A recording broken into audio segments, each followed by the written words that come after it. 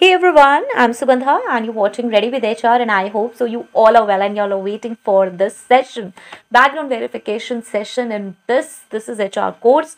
Module 2 is going on and this is session 8 as we have already discussed 7 sessions and different parts. We have discussed a lot of things so far. You can check those sessions from the first comment, from the pinned comment, and yes, you will definitely like because we have completed first module that includes about the HRM, what is HRM and what are the basic elements of HRM, and the second is recruitment and selection. There we have discussed recruitment, different processes, and here we are studying about the selection.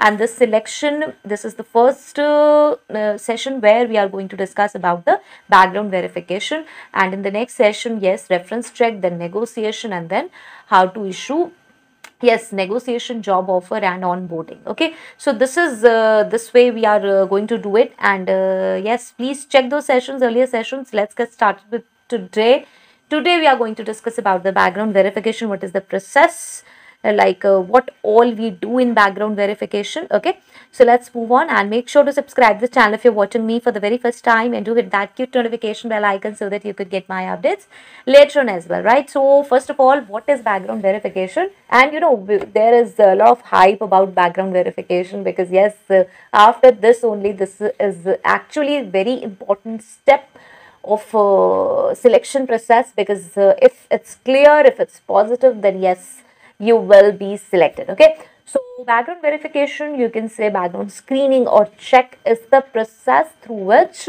employers review and verify candidates' past work experiences, educational qualifications, criminal records, and yes, so any other relevant information to ensure that they are accurate and that the provided details are actually accurate. Okay, so this process obviously is very important, crucial, critical, and for making informed hiring decisions and to mitigate risk and maintaining a safe and secure workplace. Okay, so what is the process of background verification? There are specific steps, or you can say the components of background verification.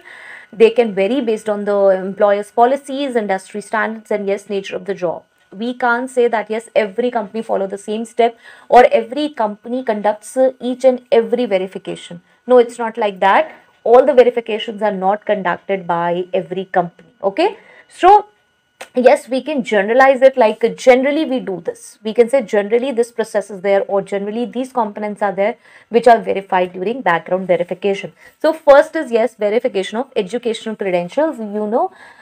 Yes, your academic degrees, diplomas, or certificates claimed by you at various places during the time of submission of documents, these are confirmed. This is verification of educational credentials, and this is verification of the institutions attended and the period of study. Exact period, exact institution, university, they will be verified. Okay, we will be discussing these things in detail, but here today I am discussing only about what all verifications we have to do. Okay, so if you need specific sessions on these or on any of the point, then yes, you can tell me in the comment section. Please, you have to tell. Okay, don't always rely on that yes, I would be doing session, as I always say and I always do. Please, I need your comments. If you need any specific session, please do tell me. Next is verification of employment history. Contacting previous employers to verify candidates' work history, job titles, roles and responsibilities, and dates of employment. Checking for gaps in employment history and seeking explanations for any discrepancies. Okay, if there are any discrepancies, like you have told yes, you are not working since 6 months, and later on employment inquires and it came to know that you are not working since 2 years, then yes, they will ask, and sometimes you will be straight away rejected. They will not ask you because each company can't take pain for inquiring with every candidate. If I have to verify 50 candidate today, and there are a discrepancy with the 10 candidates or 5 candidates or maybe 20 candidates, and all other candidates are okay, 30 candidates are okay, or 40 candidates are okay, then obviously I have to proceed with those 30-40 candidates. So there are less chances that yes, HR will ask you, or the representative will ask you that why there is a discrepancy. Fine, if there are major discrepancies, and yes, the company have another candidate shortlisted on the same position, that's why you need to fill the form background verification form or the details whenever provided for the verification or for any purpose with the company honestly, truly. Okay. Next is criminal record check. Now see, conducting a criminal background check to identify any criminal convictions or legal issues. And yes, definitely this check or the extent of the check may vary based on job requirements and industry regulations. Not every company conducts this. Not every company conducts this, and not every company feels to conduct this kind of test. Okay, because see, criminal record check, if you are working at a very executive level or means a very assistant level or any kind of position, or even if on the managerial position, not a lot of people are working over there, only 50, 100, 200 or people are working. So it happens several times that company or the representatives or the owners or the HRs, they think that there is no need for the criminal record check because we don't have such kind of secretive work or confidential work or something. It could be anything.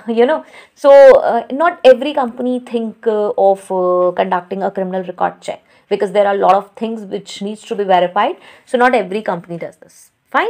But yes, there are several companies where this is mandatory, so they do these checks. Next is credit history check. Again, if applicable, some positions, especially those involving financial responsibilities, may require a credit history check to assess the candidate's financial reliability. So this check is often subject to legal and regulatory considerations, as we have already discussed, that the positions which involve financial responsibilities require this check, this credit history check, because you can definitely understand. Let's take an example. If we thought about a person who is having lots of loan and something is there with the financial issues, he's having some financial issues, he or she is having financial issues, and he is responsible for handling a lot of financial things at this place, financial matters at that place. So it could be that he might turn those financial matters in his or her interest or anything. It could be, means it is a possibility. So you need to check this credit history. And yes, several legal and regulatory considerations are there in which you have to check this. Fine. So next is reference check. Yes, reference check we are going to discuss in the other session. Maybe you will skip this. That's why I've included over here. Like you can skip that reference check session. You might skip. So I have included here also contacting professional references provided by the candidate to gather insights into the work ethics, interpersonal skills, and yes, overall performance. You might see that yes, on LinkedIn also we have the people who are recommending us, right? There are recommendations that people are recommending. Then we check what all recommendations are there.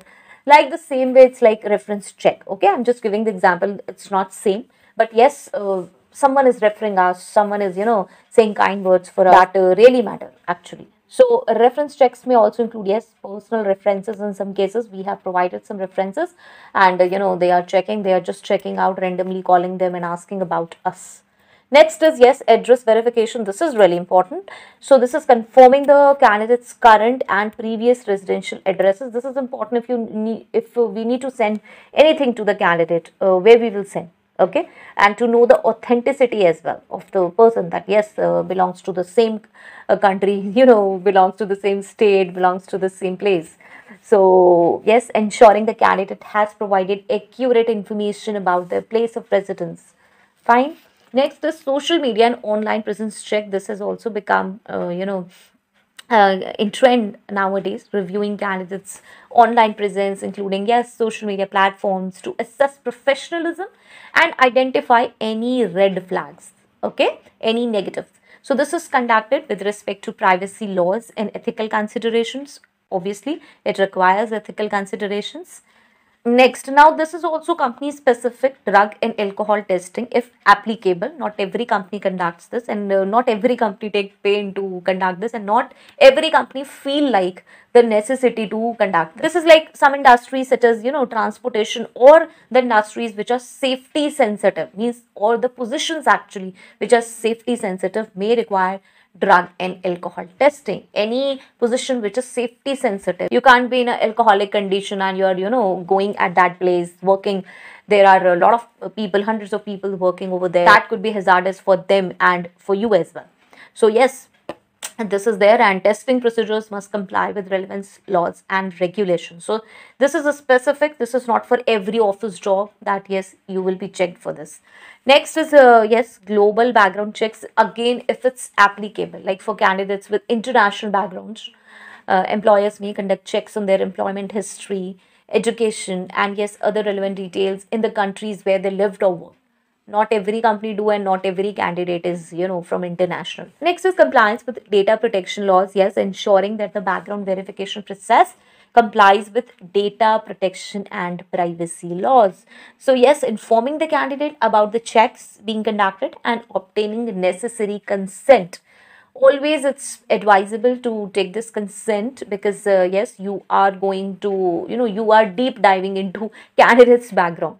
So you must take this necessary consent. You can take it, no, it happens several times that there is a proper form that's been filled, and the one note is there in which it's written that this will be used for the background verification purpose, and it could be that a form will be there that will be sent by an email to a candidate, and that email contains the same clause that yes, this information will be for the background verification process. Okay, so yes, if you're signing this or if you're filling this form, so that itself is a consent that yes, you are ready for this background verification. Okay, so yes, if we need to summarize this, we can say that yes, background verification must be conducted ethically, transparently, and in compliance with relevant laws. I always say relevant laws. So employers should communicate with candidates about the process. Yes, we are, taking consent, obtain necessary permissions, and yes, handle the sensitive information with care. So additionally, candidates should be given an opportunity to explain any discrepancies that may arise during the background verification process. Now, you might be thinking, I've already told that yes, if 50 candidates are there and, there is a discrepancy for the 5 candidate or the 10 candidate, then yes, company won't ask, they will simply reject. It happens. That's why I told you, okay? It could be a case that it happens. Otherwise, yes, they can ask you if the discrepancy is there. This is ethical, like if there is a discrepancy. If there are a lot of discrepancies, then it could be that, a company will leave the candidate. Company will simply reject the candidate. That how much discrepancy we will, ask the explanation for. Okay, so that could be the case. Okay, fine. So this is all done. Next, we are going to discuss about the reference check. Now, see, reference check is also related with this. There we are discussing about the personal or the professional reference check. I would like to give it importance, because this both the things are very important, background verification and reference check. That's why I would be making a separate video on that. That will be session 9, and after that, yes, you all know there will be negotiations and then job offer on board. So I hope so this was helpful, and if it's helpful, please do let me know, and how these sessions are going on and what all sessions you need, right? So till next video, all the very best, to stay happy, stay safe. Thanks for watching. Bye bye.